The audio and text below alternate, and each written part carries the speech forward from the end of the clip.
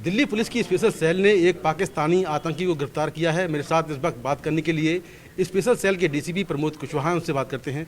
Sir, ये आतंकी कहाँ से पकड़ा है, इसका क्या प्रोफाइल है? इसका नाम मोहम्मद अशरफ है। ये 40 साल उम्र है इसकी तकरीबन। नरोवाल पाकिस्तान का रहने वाला है। तकरीबन 1 डिकेड से ऊपर से ये इंडिया में रह रहा था। आईएसआई ने इसको स्पॉट किया, रिक्रूट किया और ट्रेन करके यहाँ भेजा है। इसको बांग्लादेश के रास्ते से लीगली इंडिया में एंटर कराया गया। इंडिया की डिफरेंट स्टेट्स में, वेस्ट बंगाल, राजस्थान, अजमेर, दिल्ली, जम्मू कश्मीर और उत्तर प्रदेश में ये रहा है। ये किसी भी एक ठिकाने पे बहुत लंबे टाइम तक नहीं रहता था, बहुत फ्रीक्वेंटली एड्रेसेस चेंज करता था। इसने पीर मौलाना का कवर लिया हुआ था, जहाँ पर ये कुरान की पवित्र आयतें पढ़ के लोगों को ठीक करने का दावा किया करता था। अमूमन अभी तक की जो इनिशियल बातचीत से पता चला कि इसके आसपास के लोगों को इसके पाकिस्तानी होने की भनक भी नहीं थी और एक टिपिकल स्लीपर सेल की तरह ये घुल मिलकर पब्लिक में रह रहा था।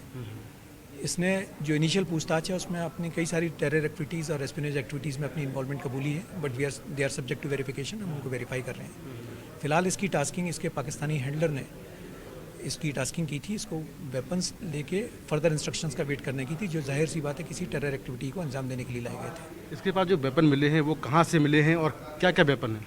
इसके पास से AK-47 पिस्टल्स, कार्टिजेस और ग्रेनेड मिले हैं और वो दिल्ली में ही एक पर्टिकुलर जगह है जहाँ से हमने इसके स्ट्रेंथ पे रिकवरी की है। हम लोग फर्दर इन वेपन्स का सोर्स और जो फर्दर इन्वेस्टिगेशन है वो कर रहे हैं।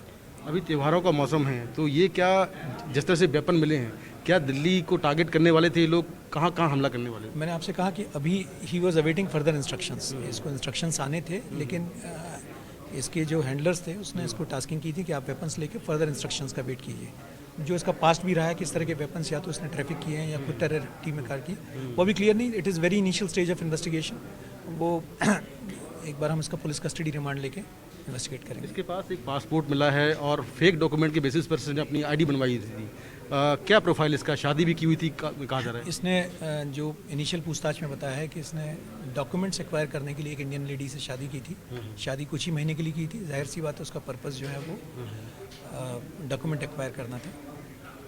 दिल्ली में ही की, मतलब गाजियाबाद में एक शादी की थी इसने। We are verifying that.